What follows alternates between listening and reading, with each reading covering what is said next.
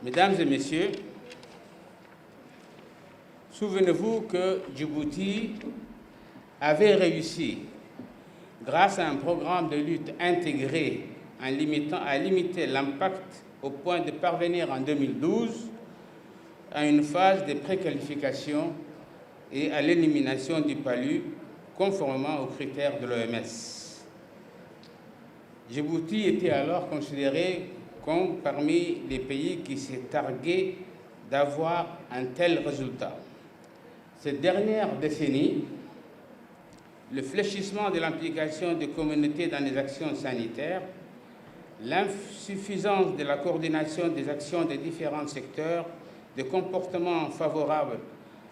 l'intensification de la transmission des menaces telles que la résistance des vecteurs contre les insecticides ont sérieusement affaibli le combat mené contre le palu. L'émergence d'un nouveau vecteur, l'Anophèle stephensi, a pour sa part complètement menacé les succès acquis durant les années de combat acharné. Mesdames et messieurs,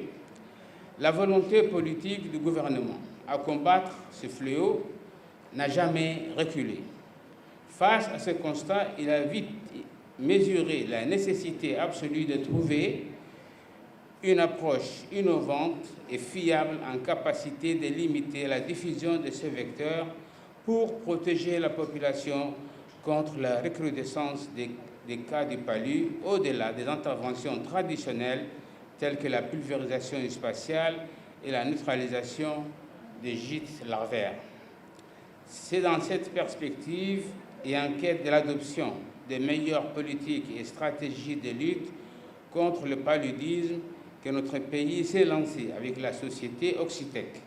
une biotech installée à Oxford, au Royaume-Uni, spécialisée dans le développement des solutions biologiques dans la lutte contre les différents vecteurs. Ainsi, Moustique Allié de Djibouti sera, j'espère, si Dieu le veut, une technologie qui va directement intervenir en amont dans la reproduction du moustique,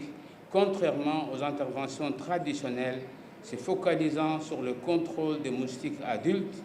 ou la destruction des larves. Les équipes djiboutiennes sont déjà à l'œuvre